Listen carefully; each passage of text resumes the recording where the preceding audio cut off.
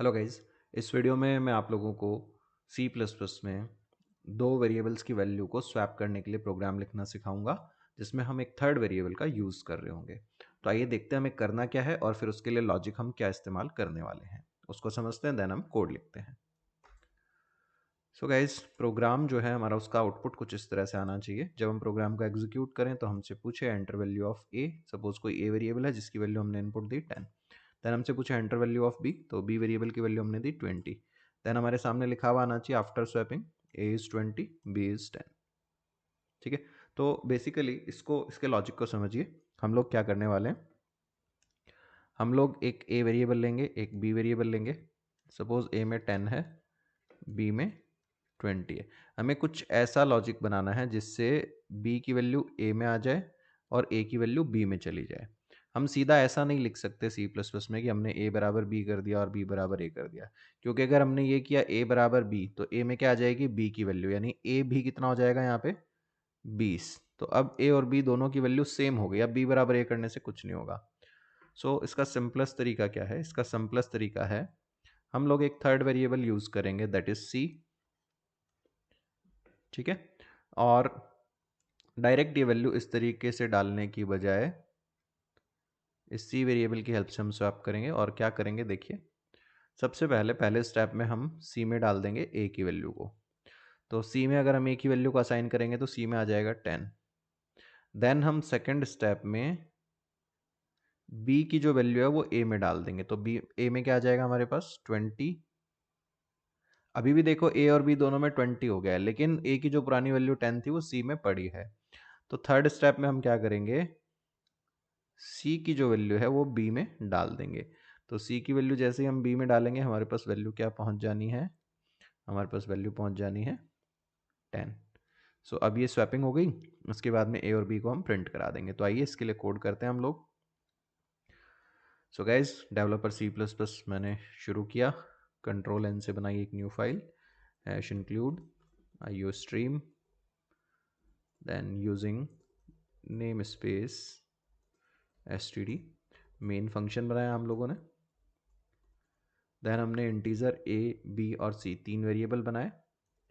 User को हमने message दिया enter value of A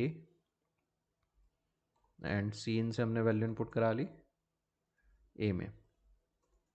then हमने यूज़र को मैसेज दिया एंटर वैल्यू ऑफ बी।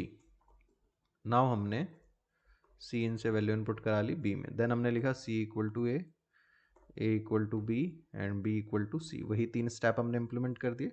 इसके बाद हमने प्रिंट करवा दिया after swapping is A. Then हमने प्रिंट करा दिया बी इज एंड बी की वैल्यू रिटर्न 0 आ गया। ठीक है गाइस, सो अब एक बार ड्राई रन कर लेते हैं। देखिए, सॉरी, हाँ, सो जब हम इस प्रोग्राम को एग्जीक्यूट करेंगे उस टाइम पे ए बी सी तीन वेरिएबल बन गए। So this is A, this is B and this is C. Now हमने मैसेज दिया एंटर वैल्यू ऑफ ए, तो यूज़र को ये मैसेज मिलेगा। सी इन ए से यूज़र इनपुट देगा, लाइक ए में सपोज मैंने डाल दिया 10, तो ए की वैल्यू हो गई हमारे पास 10। Then enter value of B, so B में मैंने डाल दिया 20 यहाँ से। तो ए में हमारे पास 10 पड़ा है, बी में हमारे पास 20 पड़ा है, ये अपना पास सी वाला डब्बा। नाउ सी बराबर ए किया हमने, तो सी की जो वैल्यू थी कितनी थी अपने पास 10, वो किस में आ गई अपने पास में, सॉरी ए की जो वैल्यू थी वो सी में आ गई, तो सी में कितना आ गया अपने पास 10। नेक्स्ट स्टेटमेंट में हमने क्या करा, ए बराबर बी, तो बी की जो वैल्यू थी कितनी थी अपने पास 20, ये 20 आ गया किसमें, ए में।